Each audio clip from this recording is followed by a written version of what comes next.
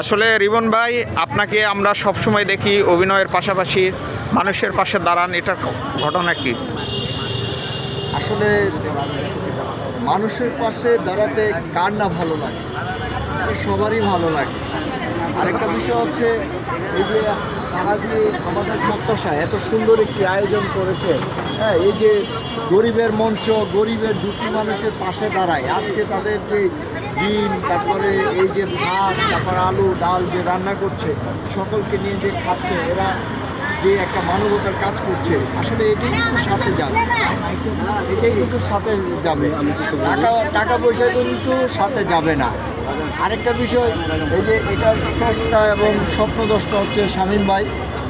আর আমরা সবসময় ভালো কাজে সবসময় সম্মতি জ্ঞাপন করি। সেক্ষেত্রে শামীম ভাই আজকে এই আয়োজনটা করেছে। আরও অনেকেই আছে, যেমন এখানে যার যার সাধ্য মতো এই কাজগুলো করে। এটা খুবই ভালো একটা বিষয়। আরেকটা বিষয় হচ্ছে, আমরাও চাই এবং আমরা সবাই মিলে যদি আমরা বাংলাদেশের পাশে থাকি, মানুষের পাশে থাকি, তাহলে কোনোদিনও আপনার এই দারিদ্র থাকবে না। সকলে মিলে আমরা চলতে পারবো। এ বলে আমি ধন্যবাদ জানাচ্ছি।